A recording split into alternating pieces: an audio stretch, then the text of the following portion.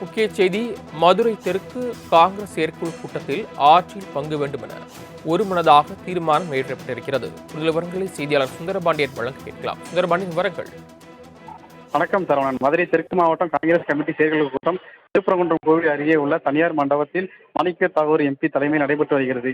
இதில் மதுரை தெற்கு மாவட்ட காங்கிரஸ் நிர்வாகிகளுடன் நாடாளுமன்ற உறுப்பினர் மாணிக்கம் தாகூர் நடைபெற உள்ள 2026 தேர்தலில் குறித்து ஆலோசனை மேற்கொண்டு வருகின்றனர். திமுக காங்கிரஸ் இடையே அதிகார பகிர்வு தொடர்பாக விவாதங்கள் எழுந்து வரும் நிலையில் இந்த செயற்குழு ஆலோசனை கூட்டத்தில் விவாதிக்க இருப்பதாக தகவல் வெளியாகியுள்ளது. திமுக காங்கிரஸ் கூட்டணி இடையே ஆட்சியில் பங்கு, அதிகார பகிர்வு விவாதங்கள் சர்ச்சையாகும் நிலையில் இந்த செயற்குழு கூட்டம் கவனப்பட்டுள்ளது. ஆட்சி அதிகாரத்தில் பங்கு உள்ளிட்ட 7 தீர்மானங்கள் நிறைவேற்றப்பட்டுள்ளது.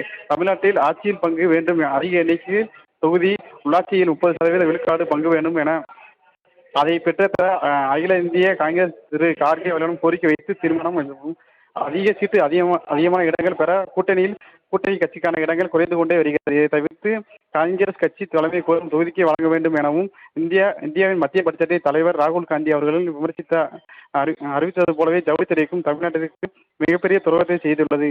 போதிய நிதிகள் ஒதுக்கீடுகள் செய்யாமல் தமிழக மக்கள் வஞ்சிக்கின்றது. கடந்த 2019 ஆண்டு மதுரை தோப்பூரிலேயே ஆரம்பிக்கப்பட்டது. ஜப்பான் அரசின் நிதி மேலாண்மை கற்பிக்கின்றது. இதன் மீது பெரும் அக்கறை கொண்ட எம்பி போராடி வருகின்றார். அவருக்கு நன்றி தெரிவிக்கும் வகையில் தீர்மானமும் மதுரை சர்வதேச விமான நிலையம் நிர்வாகத்திற்கு ஏற்படும் சில நில கையப்படுத்தும் பிரச்சனை மற்றும் சமூக கோரிக்கைகளை சமூக முறையில் மத்திய அரசும் மாநில அரசும் மக்களிடையே இணக்கமாக பேசி இந்த பிரச்சனைக்கு தீர்வு காண வேண்டும் என தீர்மானம் நிறைவேற்றப்பட்டு வருகிறது.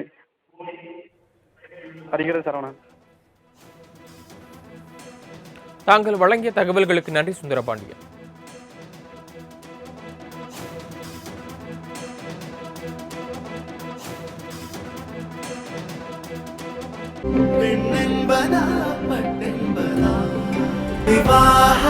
மணப்பெண்ணின் பிரத்யேகமான திருமணம் விவாஹா தி சென்னை சில்க்ஸ்.